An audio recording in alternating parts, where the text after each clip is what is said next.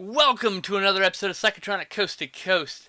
We watched a movie from 1982, the year we were born. I was almost 2 months old, and he wasn't even a month and a half old. He wasn't even a month old. He was negative 1 month old when Trick or Treats from 1982 came out. And I have to say that our lives are probably better if we had never actually seen it. My co-host Owen here is programming our October spooktacular, and he chose for the first of 4 movies Trick or Treats. Actually, he chose Jacko, but there was a distribution problem, so we'll have to wait until next week for Jacko. So we did Trick or Treats because that was on YouTube. It's actually on Blu-ray from Code Red if you really want to own it. Wow. Yeah. The movie could have been 20 minutes shorter, and it would have been watchable. But as it is, it's too long. Like Debatable. 5 minutes out of that fucking end sequence. 5 minutes, 10, 15 minutes out of the middle, man. You could easily. That's where it drags, in the middle. Up the body count. Well, actually, funny enough, I would have taken out that whole subplot. That chick was only there to die. That whole movie segment, I would take her out, her phone call, everything. Yeah, it's just, The thing is in the movie, nothing happens. Nothing. Oh, hey, thanks, Great Red Shark. He's hosting us. Because in case you guys don't know, we're actually recording this live on Twitch. And then I take the recording and upload it to YouTube. And then Owen takes the recording, edits it, and we're going to eventually get it on iTunes once I get a home for it. The problem we're having, by the way, with that is it costs money once you get past a certain amount of space.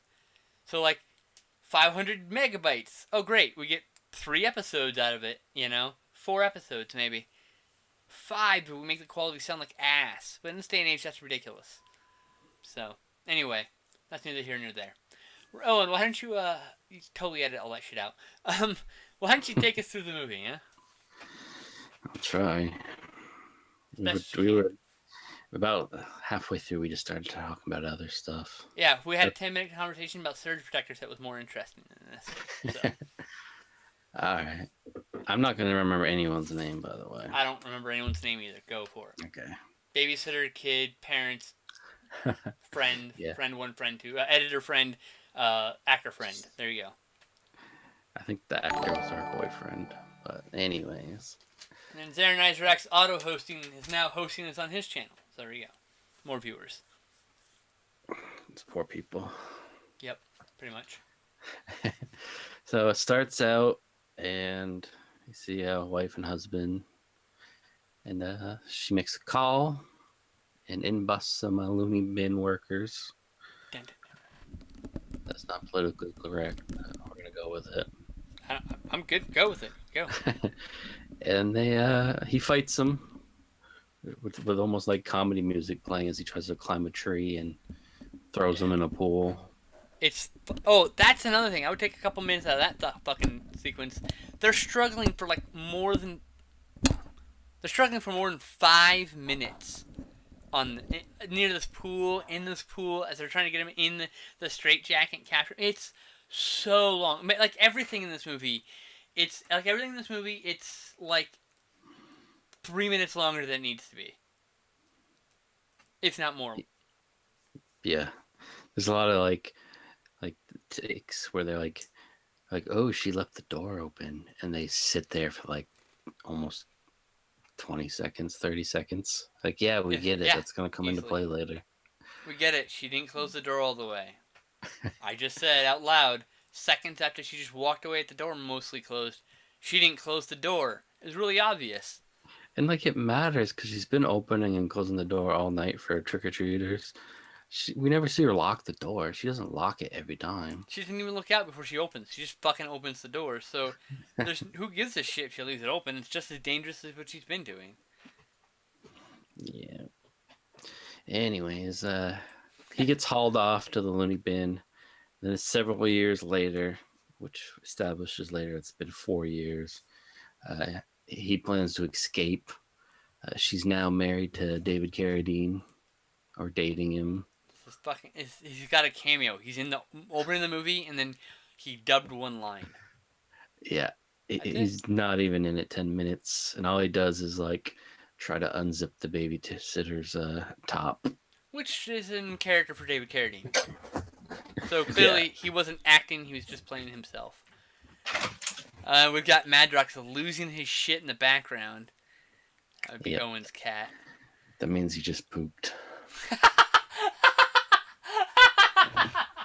I don't. He's so don't scared know. of his own smell. He's like, I gotta get out of here. It's awful.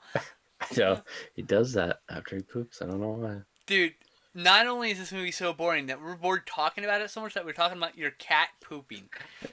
It's That's far more not entertaining. indicative of the quality of this movie. I don't know what is. Yeah.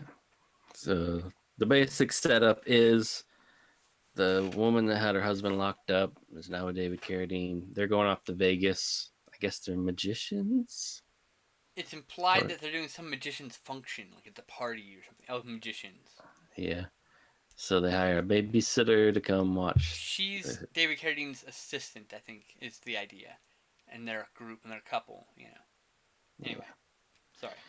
And they bring over this babysitter, blonde girl, to watch her shitty kid. Oh my god, this kid is the worst. Which means she had to blow off hanging out with a friend and the boyfriend, or either or. Which is funny because they're fucking working almost the entire movie, so what the fuck, who gives a shit if they had to get together slightly later than they were going to. Like, yeah. So that's the setup. to be fair, the first, 40 minutes of this movie are actually decent, except for the fucking struggling with the straitjacket. Cut 5 minutes out of that sequence. You've got a brisk 40 minutes, and then we hit the back 40. Which 15 minutes should have been cut out easily. Yeah, I don't even agree with that. Really? I thought the first, the first 30 minutes where it was nothing but the kid playing pranks and her falling for him over and over and over. And it was the only thing that was entertaining, and then everything after that was fucking stupid and boring. And then in between that is her friends calling up, like, how's it going? Yep. Yeah, that's it. And there's a long scene of the friends, like, these two girls editing, and they're talking about how in the middle of the movie, make by the movies. Way. In the middle of the 2 40-minute halves, there's a 5-minute sequence of these two chicks talking about... these two ladies talking about editing film and how movies are made in the editing room and blah blah blah blah. I'm like, Jesus, you could have fucking used a little bit of that for your own fucking movie. Christ. And then even in that, they watch a movie they're editing, which is a guy like Frankenstein type story.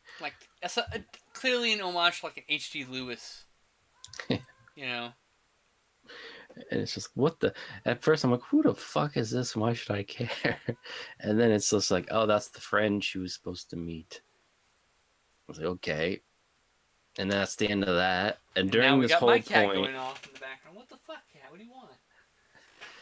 And during this whole time, the guy's escaping. So the guy's plan was... which was confusing, because you swear the nurse died. That's because, all right, he's takes the nurse and he shoves the thing in her mouth, and then you see him take a pillow and put it over her fucking face, and the scene ends with him shoving it down on her face. And I'm like, dude, that's fucking murder, right? And then 20 minutes later, we see the fucking reporter talking to her. I'm like, what? So we get 80 minutes into a 90-minute movie, and nobody has fucking died. Nobody. And if that's not confusing enough, he escapes by putting on her clothes and walking that somehow out. Fit, even though she's a full foot shorter and at least 150 pounds lighter. But when he's putting the stuff on her face, he accidentally pulls the wig off because he looks surprised, what? But I was like, what was his plan? Was he just going to put on the dress and walk out and they wouldn't notice it's a dude? without the wig, or did he know there was a wig? He seems surprised that she had a wig, but I guess it worked in his favor. And then when he's leaving, the guy's like, "I need to see your ID, ma'am," and then he just punches him. He didn't fucking notice immediately that he's a guy dressed in woman's clothing, and that he is clearly a patient that he's seen there for 4 years, wearing a wig and a white dress. Faces don't change. Said maybe he only sits outside. He actually never goes in. So and everyone in this movie is face blind, apparently. Yeah, and there's a bunch of sequences of him walking around town in a dress. Keeps calling up and being like, "Oh, I'm coming to get you," and she thinks it's the kid.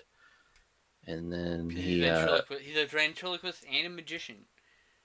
He steals a knife from a coffee shop.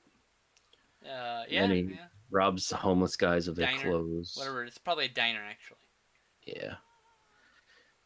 And then he eventually shows up. Let's just jump to that point, because most of it was just a kid doing shitty pranks, and her kept falling for it. Yep, I would have punched the kid. See, I'm a bad person. I would have just punched the fucking kid. After he feigned death in the pool and made me do CPR, that would be the last straw. The next prank would have been like, punch the fucking face. Welcome to the adult world when you're an asshole, you get punched in the face, you know? You did miss one scene when you went to the bathroom. Oh, no. God forbid. Kid was doing a prank, and she was like, "Why don't you go put on one of those costumes and go trick-or-treating?" And then she's like, "Maybe we'll get some poison candy." And he's like, "I heard that. That's mean." And her response was to apologize, which seems weird because he's been mean the entire night. Yeah, exactly. But yeah, well, we were talking about surge protectors. Her friend apparently shows up at the house and gets stabbed. The only death in the entire movie. Oh, I should say one of only 2 deaths in the entire movie. So now the guy's freeze frame at the end doesn't fucking count because we don't see it happen. Yeah, she goes upstairs. At this point, she doesn't know anyone's dead or he's in the house. The kid looks like he's dead, and she's like, "Oh, you must have passed out from your split throat or whatever," and goes away. And it seemingly looks like the guy killed him. The dad killed him, which I believe is his actual dad. Yes, it's his actual dad, and it's implied because he's got a bloody knife that he wipes off on his shirt. Yeah. I'm like, what the fuck? Oh, cool, they killed the kid. No, they didn't kill the kid. Spoiler. Yeah, because then he comes in with a knife, he's talking to him. She thinks it's the kid again, but holds up a mirror and sees it's not. She runs upstairs. Kid's like badly acting. It's like, "Oh, I fell asleep. What did I miss?" And then the guy's starting to break in. She's like, "Let's do one final trick." And they set up the guillotine the kid has, because apparently it's actually sharp. Yeah, if you take the wood block out, the thing that blocks it, yeah, it's a guillotine blade. Because you gotta have, someone, hey, test that blade. Is it real? Yeah. Okay. This is not a trick. This is magic. You know. The guy can't get in the door, but surprise, there's a hidden door behind the guillotine. What the fuck? That was such a weird moment. Like, how would the dad know that? I assume he wasn't into magic shit until later when she started dating a magician. Well, anyways, she grabs the guy's hand with a knife. His head falls in the guillotine. Kid drops it.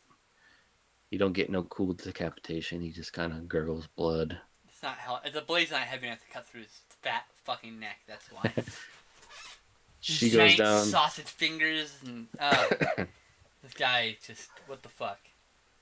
She goes downstairs to call the cops. There's a long, drawn-out scene where the kid picks up the knife and smiles.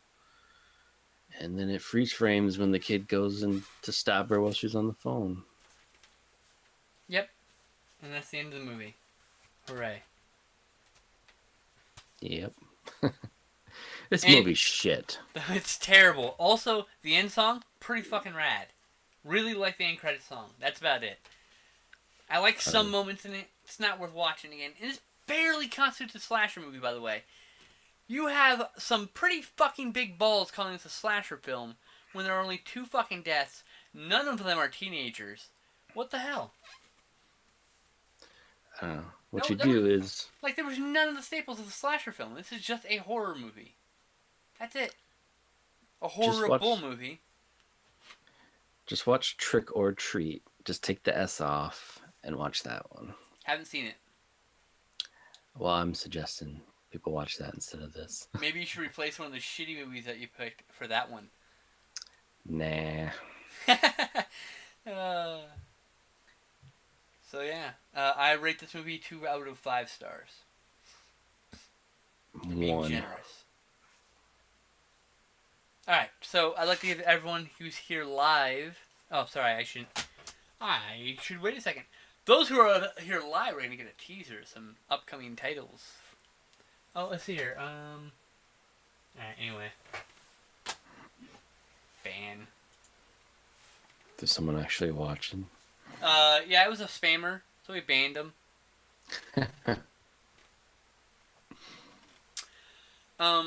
Yeah.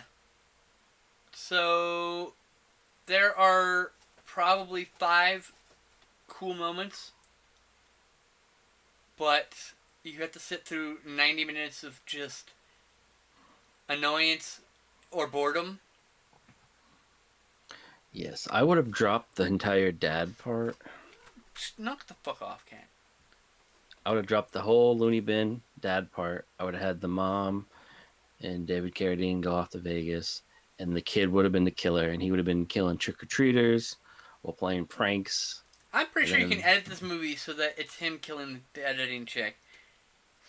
And then you just see the end where he fucking knifes the other chick after killing some innocent guy who shows up. I would have had that kid just killing people around the neighborhood while still messing with her, but eventually killing her. God, Or she would have killed the kid. This movie was really bad. It was just boring, Yeah. which for me is the biggest sin in a movie. Hey, look, you can be bad, you can be good, but you can't be boring. You can never bore me. Big no-no.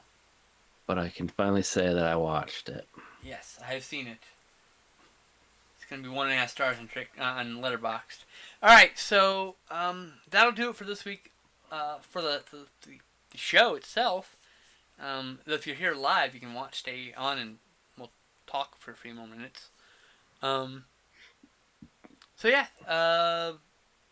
our recommendation is skip this fucking movie. Yes. Yeah, skip it. So there you go. Any last words? Nope. All right. Take it easy, kids. We'll see you next episode. Peace. All right.